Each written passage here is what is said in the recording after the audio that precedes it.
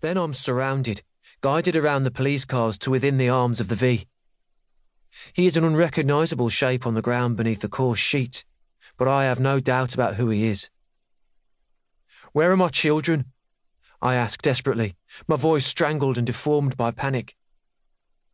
"Are you Mr. Bell?" a firm voice asks. I can't really make out the policeman's features. The peak of his hat shadows his face. I nod. "Neil," I manage, my voice full of cracks that have never been found there before. "You'll need to come with me, sir. Your children are safe, with a friend called..." He pauses, checking a worn-looking notepad. "Rachel." My panic melts away, and I glance down at the shrouded mound on the pavement again.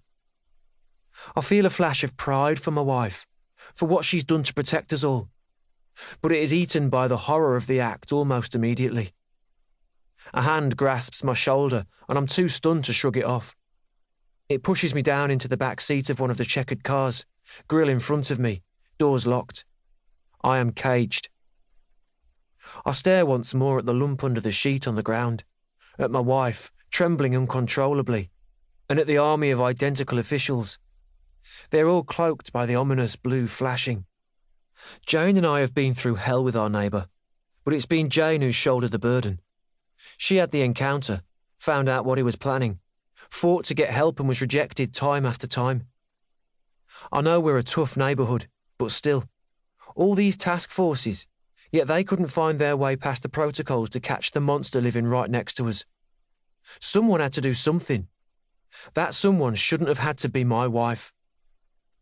It wasn't hard to believe Jane when she told me about him. She's nothing if not honest and down to earth, fiercely protective of our children, absolutely. But that's not what this was. This was a terrorist, on the loose, just a wall away from us. This was desperation, love, parenthood. I should have known. It should have been me behind the wheel. 2. Bill. It's 4:55 p.m. I'm preparing to head home when across the police radios a road traffic collision is called through, with the officer detailing a pedestrian fatality at the scene. Officers are dispatched. Not me, though. I'm a detective inspector, and it isn't protocol to send us out initially for such incidents. However, when I hear the code, I have a strange feeling settle over me, a sense of foreboding gnawing in my chest. I decide to wait at my desk a while longer. I have reports to finish anyway, I tell myself.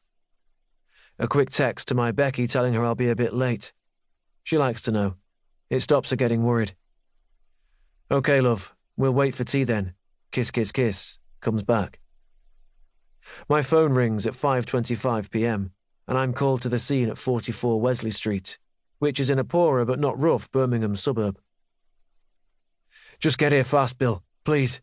It looks bad," is all I get told. My heart quickens, my stomach knots, and I never get like that.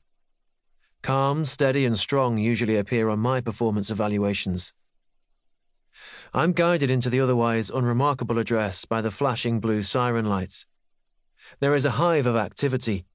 Neighbours are flanking the road, buzzing with expectation, like a theatre audience waiting for the curtain to rise. A cluster of police officers is gathered next to an old car with a crumpled bonnet. A tarpaulin loosely covers a human-shaped lump on the ground. Paramedics guard it. I step out onto the pavement, grateful I've had a high coffee count today, and am immediately greeted by a constable who fills me in on the situation.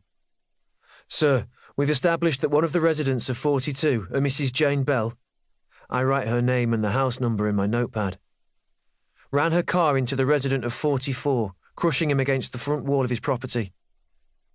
He speaks clearly, gesturing to the car and the scene as he talks.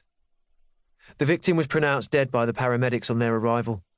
Where specifically was the perpetrator, Mrs. Bell, when the first police officer arrived?